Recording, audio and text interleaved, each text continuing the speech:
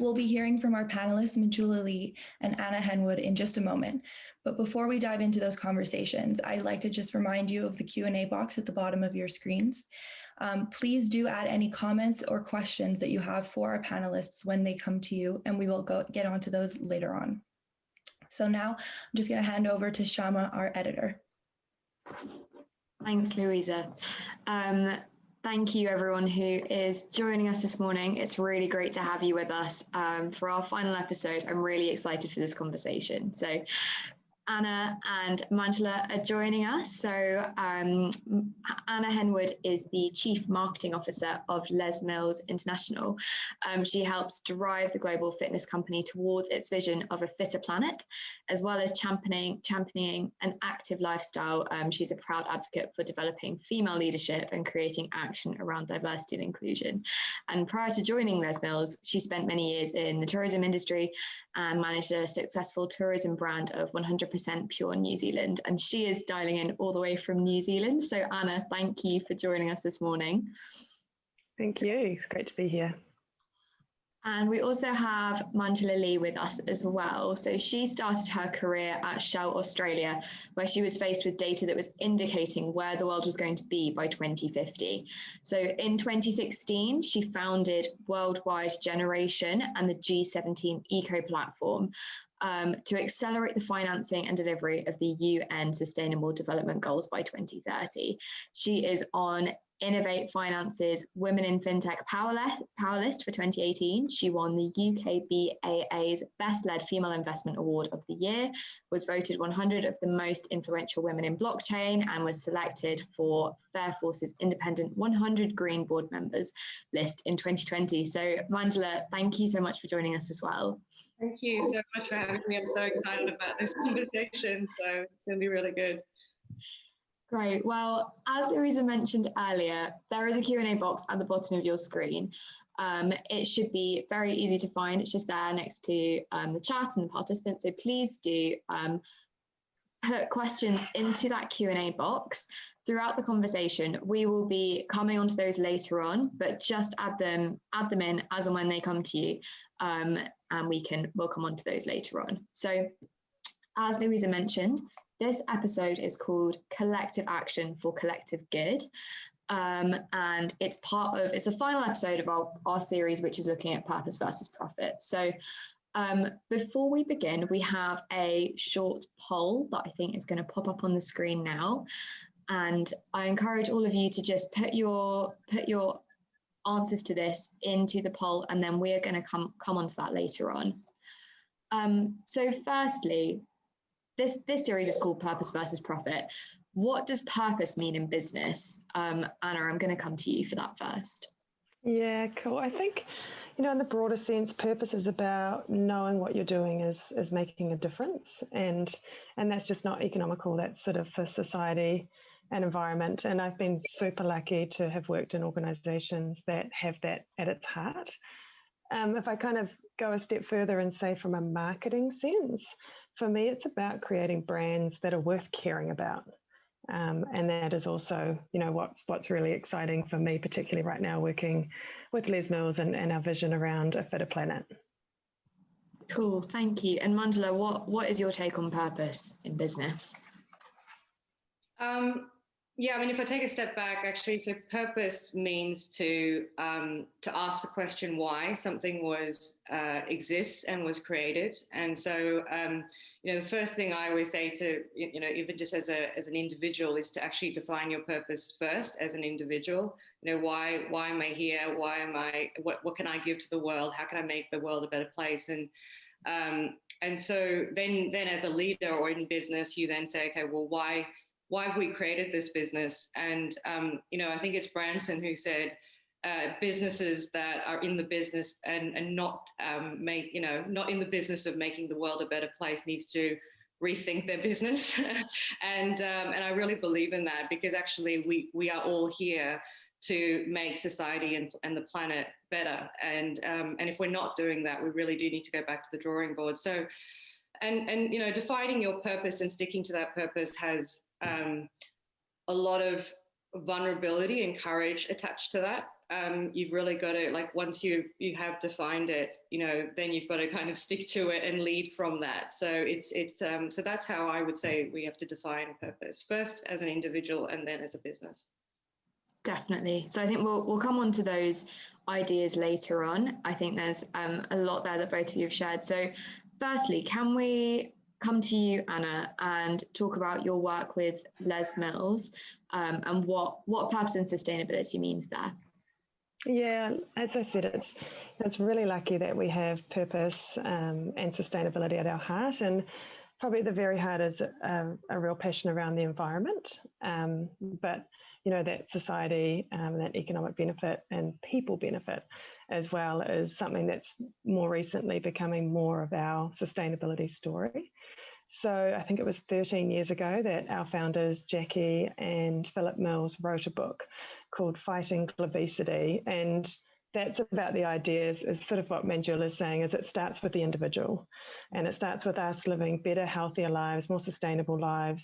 And that effect is what can really sort of change society. And fitness can play a massive role in that. It's a really influential space. If you think about fitness in sport, and you can think about the narrative that can go around that, and the amount of people that tune into football and basketball and every sport, it's a really a strong area for changing the way people think and act. So that book was written what probably feels like a lifetime ago in the narrative of sustainability back in 2007. And then, sort of we've built on that. So we're, completely offsetting all our carbon emissions as a business with our 9 offices around the world. We can also do that individually. There's nice things that happen, like 2 native trees are planted in New Zealand on your birthday. We're working with UNICEF on an amazing project called Workout for Water. And we've got our network of 140,000 instructors around the world helping us raise money for 2 solar-powered water systems in Ethiopia. So, some things are small, like tree planting. Some things are massive, like $1 million projects with UNICEF. But it's all, you all start somewhere and they all build and they all help to sort of create a business that has a higher purpose and a team of people that are really passionate about that business and that goal that we're working towards. Definitely. And Anna, you mentioned offsetting carbon. Can you tell us a bit more about what that actually means? Yeah, so we actually, we're an international business. We've got 9 offices around the world. We do a fair amount of travel, even in terms of our printing and everything we're doing. And so we work with a company called Ecos, and we offset all of that. We measure it and offset. And then in terms of individually, you can put in some of your lifestyle behaviours, and they would also do an estimate on your personal carbon emissions, and you can choose to have that deducted through your salary if you'd like to. It's really, really simple. So, it's about making sure that the actions that we're taking are offset and though also minimised. It's not just the transaction there, it's about changing behaviour, looking at what we can do. The digitisation of stuff has really helped that. So, we send music kits out to instructors 4 times a year. They used to be posted out as DVDs and plastic covers. We've removed all of that. It's now a digital kit that goes out to our instructors. So, all of those steps, it's about reducing and it's about offsetting. Definitely. So before we move on to hear more about what Manjula is working on, I'd just like to encourage everyone to be putting questions into the Q&A box at the bottom of your screen, but also we've just had a poll at the beginning. If you've joined us a bit later, please do, you can open up that poll at the bottom of your screen and please do vote. We're going to come on to that a bit later on as well. So Manjula, can you tell us a bit more about what Worldwide Generation is and what the G17 Eco Platform is? Worldwide Generation was born out of a purpose and a desire to sort of see if there's any way we could coordinate government, business, civil society, and citizens all working together to deliver the SDGs. As probably everyone listening on this, on this webinar probably knows, that we really have hit the threshold of potentially irreversible decline of our planet. So We've got 1.5 degrees left in climate change. We've got huge levels of poverty, even worsened due to COVID. And we've got, inequalities beyond belief now. And so we are the only generation that can really do this. So we've been trying to work out, okay, what is the bit that's stopping us from doing sustainable finance, sustainable solutions at scale. And we realized that speaking to the investors, they couldn't get the data, they couldn't get trusted, comparable, timely data to be able to make decisions at pace around sustainability. And it was so hard for them to implement all these different frameworks and standards and policies. I mean, it was just like, they was like, we know how to invest. If you can just give us trusted, comparable, timely data, we can do our bit. 2.5 trillion to deliver the SDGs per year, not a problem, but this is our issue.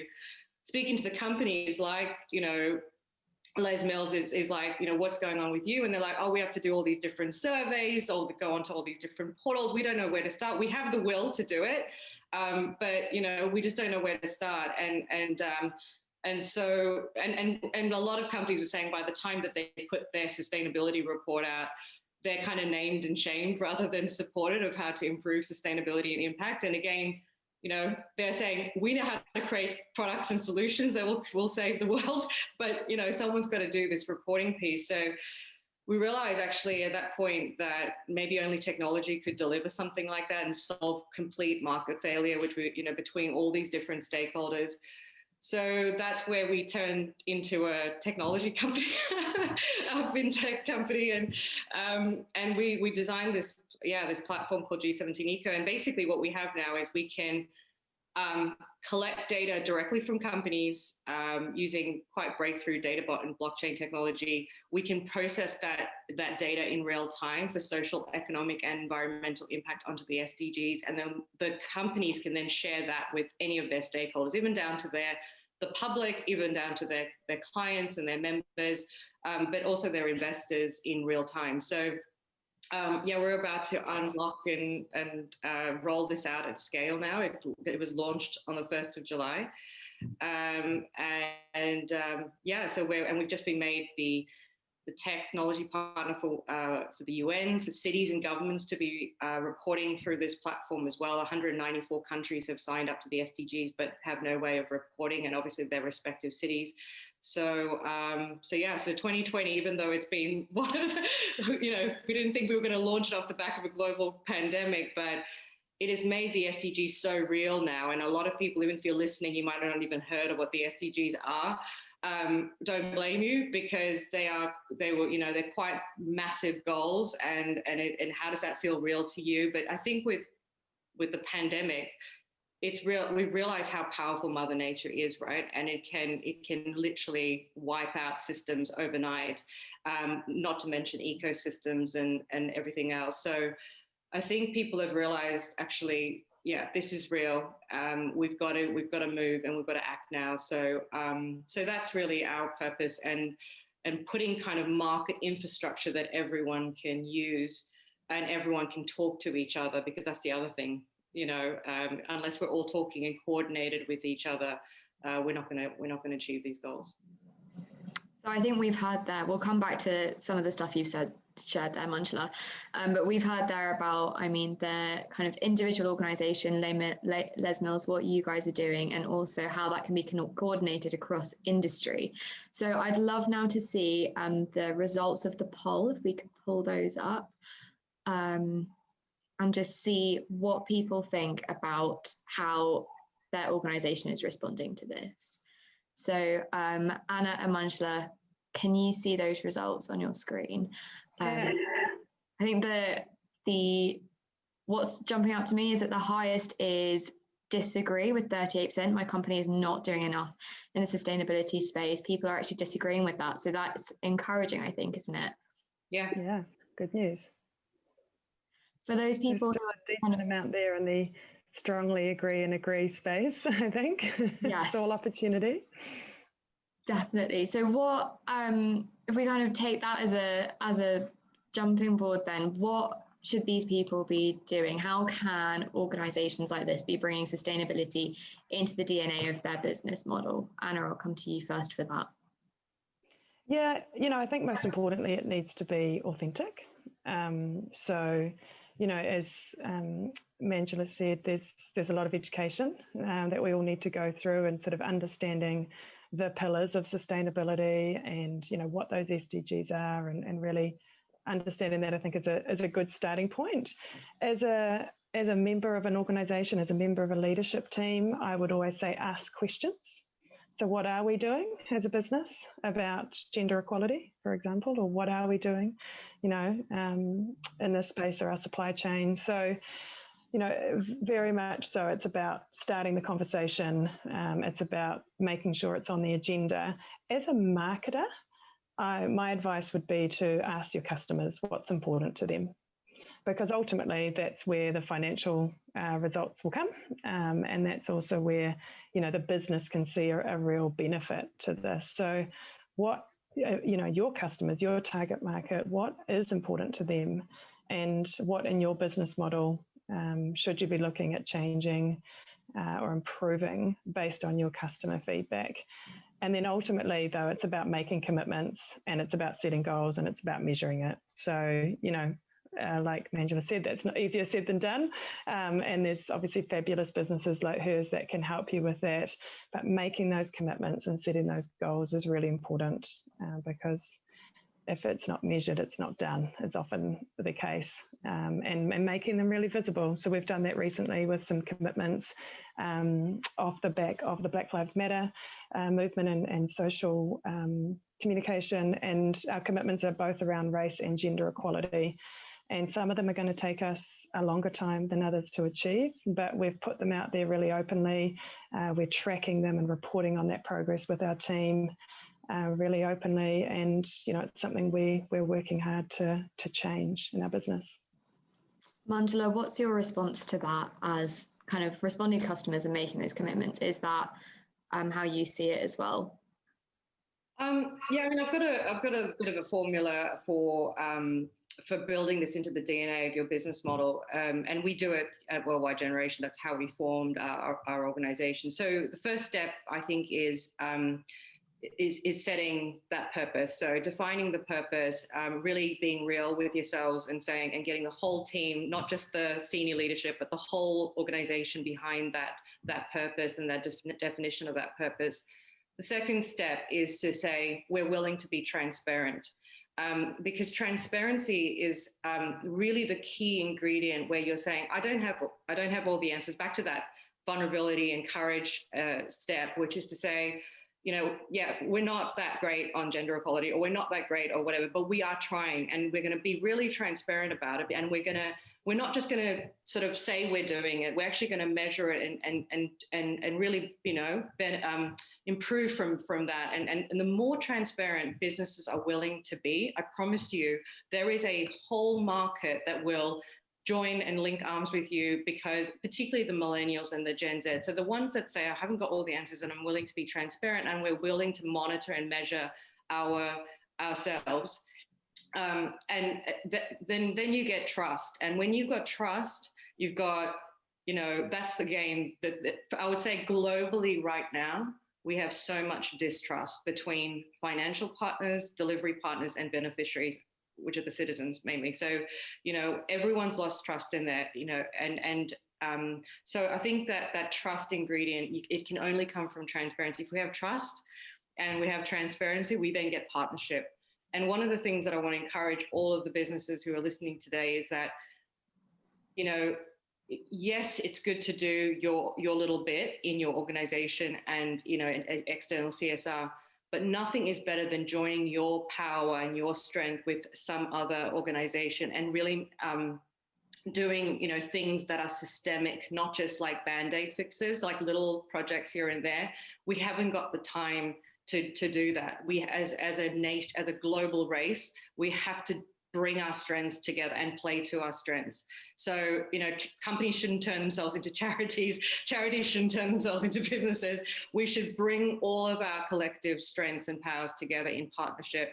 And then that will ultimately lead to the holistic outcomes that we are looking for. I mean, the SDGs are a brilliant framework because they are all interconnected. So, if you're pushing on gender equality, it will unlock sort of poverty, and it will unlock, economic growth. It will, if you're pushing on climate action, it will push other SDGs directly and indirectly. So I think, that would be my formula, my 4-step, how companies could just take that and as I said, we've gone it through ourselves. We've put ourselves on the platform. We also didn't have all the answers, ourselves, and we thought we were like a sustainability company, but we were like, yeah, we're putting ourselves on there, and this is our roadmap to be, the best versions of ourselves we can be. Amazing. I think that's a really important message. And it brings me nicely onto the next question, which is, how can we achieve that collective action across the planet and avoid those organizational silos and industry silos when it comes to sustainability? So Anna, I'll come to you first for that. Yeah, I think, what Manjula was saying was spot on. It's, I think individual action is great. Individual organizational activation is great. But when you can collab and you can join forces with other brands to do something, impactful, but also longer term and sustainable, that's where change happens. So, we're joining forces with other fitness brands. We really want to educate and bring this discussion to the table in the industry. It's particularly around gender equality and race and fitness. It's not something that's really discussed.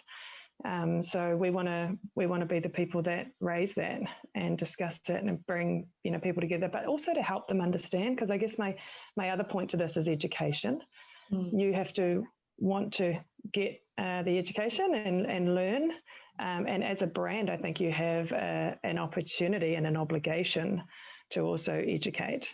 So in the B2B space for us, we're working with 21,000 gyms around the world, and it's part of our communication and that we send to our partners in terms of helping them understand the benefits of sustainable development, how they can do it, why it's important, and small steps in terms of making impact with that work. But it's all really important in terms of driving the conversation and making it happen. So collaborating and education are the key ones for me. Cool. And Manjula, you obviously have kind of created this platform that is based on those premises of collaboration.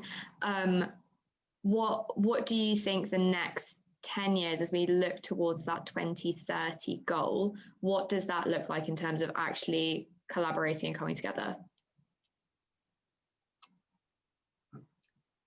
Yeah, I mean, I think Les Mills is actually championing probably one of the most crucial movements, because for me that we as a generation have a lot of cognitive biases, I would say, that we've been programmed as individuals from the get-go, from generations to generations to generations, and we're carrying all of that here. And I feel like the pandemic has created like a global reset for the whole planet to literally relegated literally to our homes, where we were like, think about your purpose, think about how are you going to enter this new world.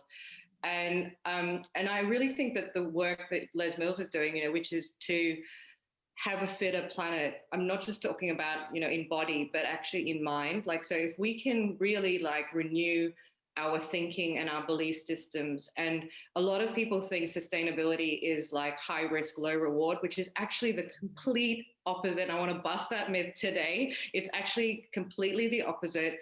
It is a $12 trillion per annum new market opportunity if anyone wants to go after it.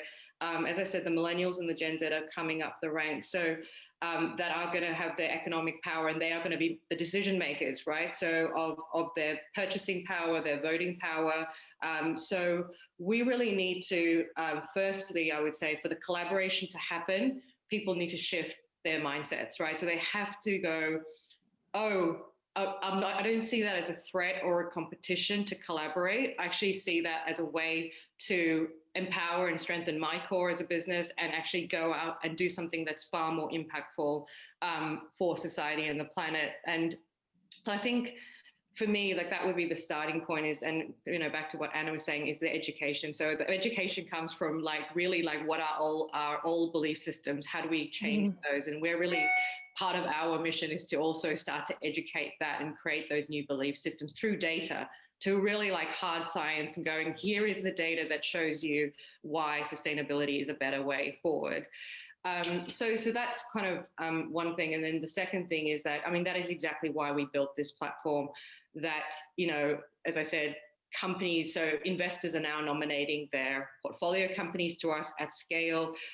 Companies are going to be talking better to their investors. Then we've got cities who are going to be talking to their governments going to be talking to the investors, and ultimately we want to open this up to citizen level where the everyday person can see a project that Les Mills is doing in South Africa and go, actually, I can volunteer my time, invest, donate with Les Mills and UNICEF and get and bring my capacity as an individual to the table. So we really, that's why we called it G17 Eco. It stands for the 17th SDG is Partnership for the Goals, and Eco means home. And so we're all kind of coming back home and coming back to purpose, and we're all in this ecosystem together for economy, ecology, and the kind of the people ecosystem that are coming together. So the trinity really of sustainable development is really why we created this platform. Amazing. I think that's a really important thing to note there. It's not just about the environmental, it's got that economic impact, it's got that social impact as well. We've just had a comment come through on the Q&A, which I think is a really good thing to mention now, from Jim Wilkes. He said, alongside the themes of doing what we can and countering the negativity of comparing what we are doing with the large climate change deniers, we recommend the motto, no one can do everything, but everyone can do something. So I think that's a really good thing to bring in. Thank you so much, Jim, for sending that in. Just a reminder that there is the Q&A box at the bottom of your screen. If you want to ask questions or get involved in the conversation, just add those in. We'll come on to those in a bit. But just to kind of take a few steps back, I think there are lots of misconceptions around what sustainability actually is. How do people address it? So I would love to just chat about what are the biggest myths that need busting. Manjula, you've already busted one of them when it comes to sustainability issues. Manjula, I'll come to you first for that. Yeah, I'm just going to give you some forward about sustainability. So the data is already showing us that companies that can put sustainability in the heart of their business model will outperform the stock market. We're seeing it by about 11%. And the second one is that purely because your supply chains are cleaner, they're less riskier, you've got better control and monitoring over them, and you're measuring them, and just by making them sort of greener, you can increase your revenue by like 14 times. So even if you are one of those climate change deniers, you don't really care about it, but if you simply just make yourself greener and it's more sustainable as a business, you are going to boost your revenue. And as I said, it's not by little, it's by a lot, by 14 times. Now, as I said, the millennials and the Gen Z they are coming into the economic power. They genuinely care about society and the planet. They are going to be brandless, actually. So they're going to like just drop brands left, right, and center, like not like my mother and my father used to just hang on to brands for years, but they're not going to do that. As I said, the trust equation is going to be very, very important to them. And they are going to, I think they're like 90% more likely to switch to brands that can prove their impact on society and the planet, and are willing to pay, of that 90%, 70% are willing to pay more for that brand, for that product or service, because of that transparency and that trust that they have. And then the final statistic is that if we unlock this 2.5 trillion of capital to deliver the SDGs across all sectors, all even down to the citizen level, not only will we deliver a global resolution to poverty, inequality, and climate change by 2030, we would unlock something like 12 trillion global growth per annum, never seen of any generation in human history.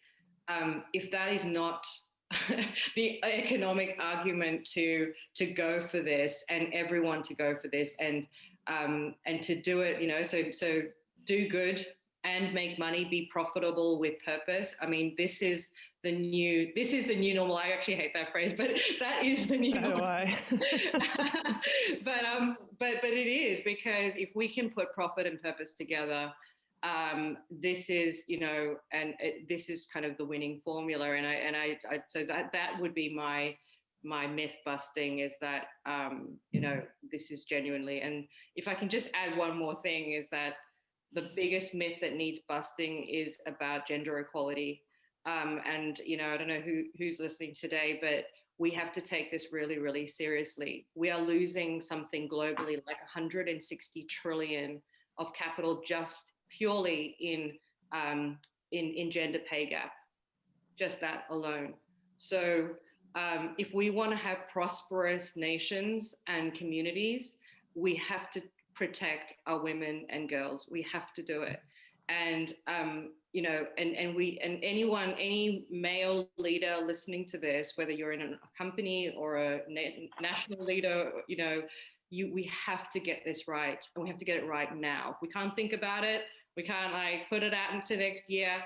Get it right now. And I promise you can then step back and just see the dividends pour in for that, and this needs to happen urgently.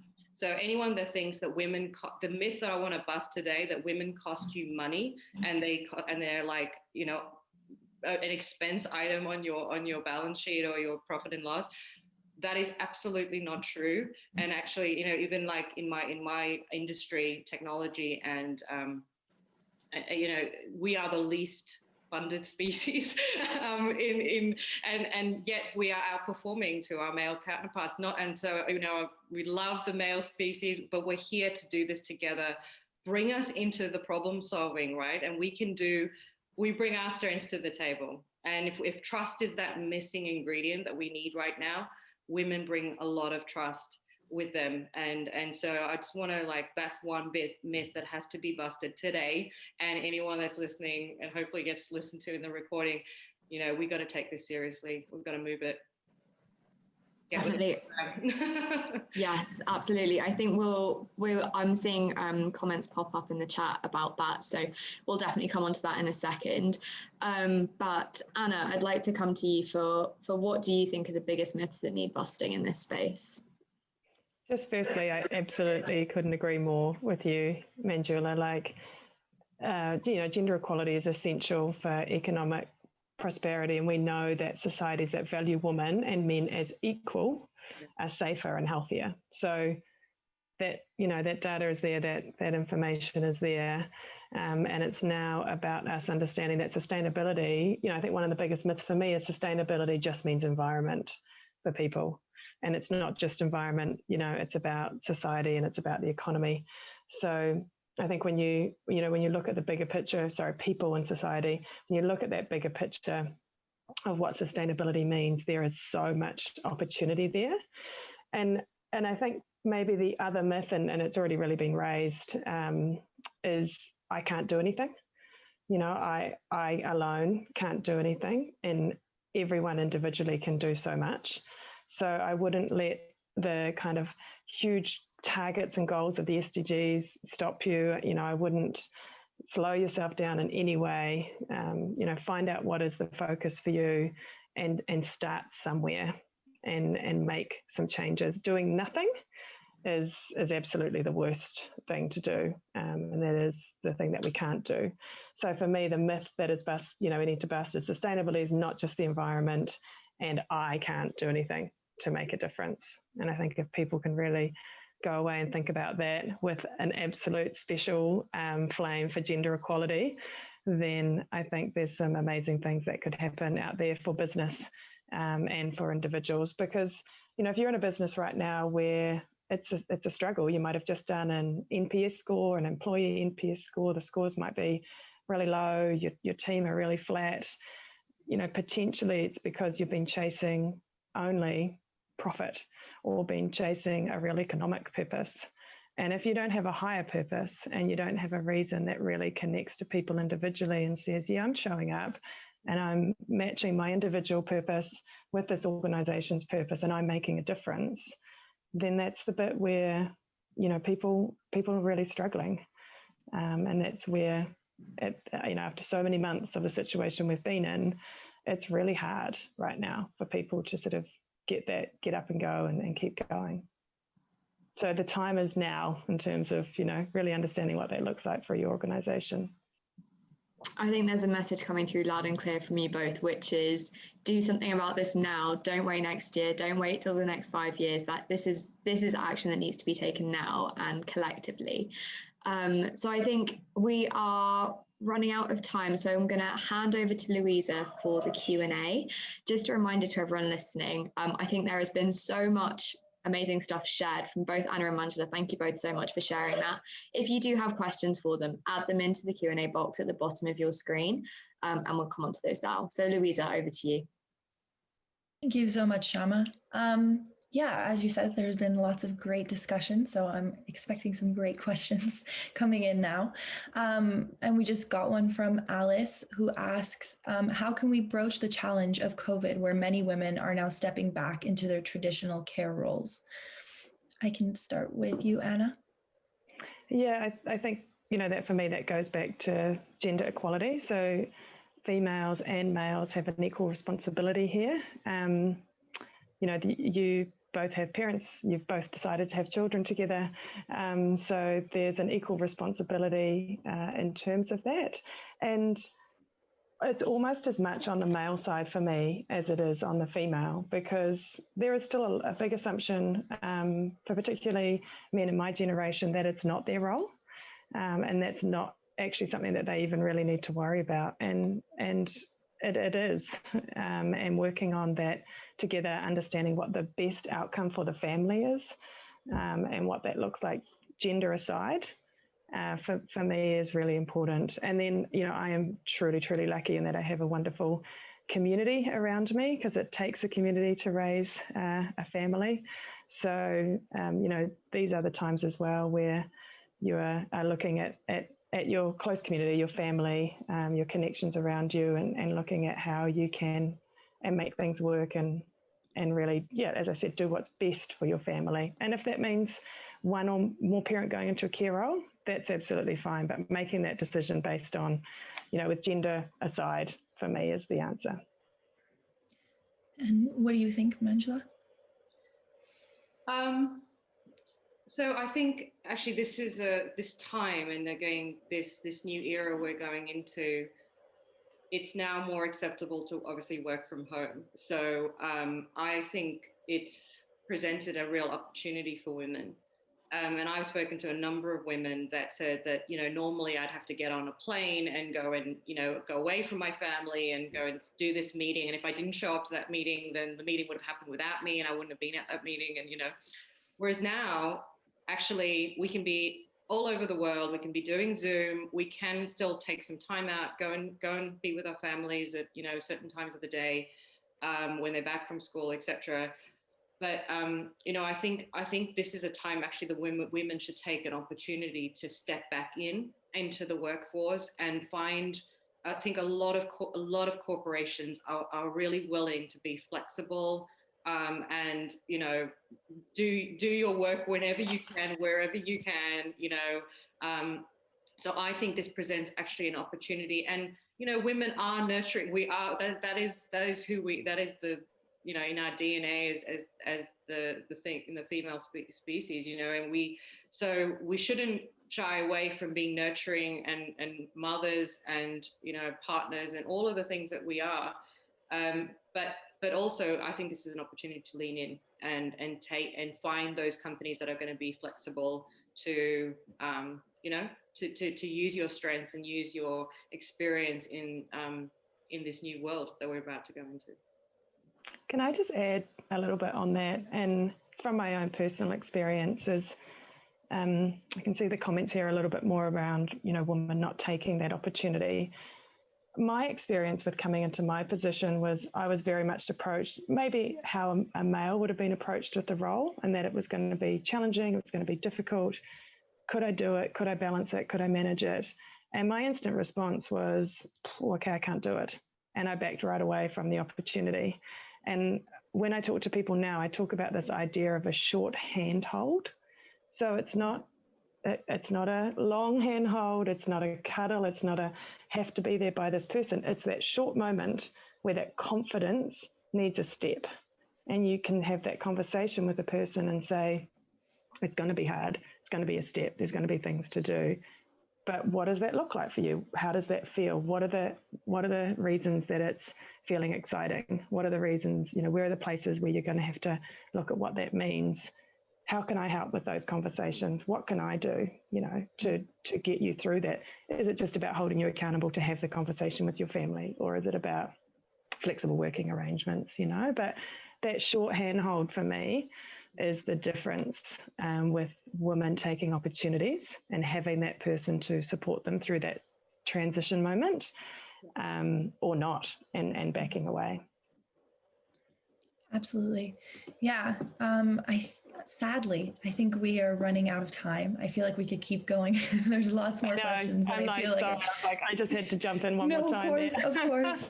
Yeah, of course. That makes sense. Yeah, absolutely. But thank you so much for a fascinating discussion. It's been great to hear from you both.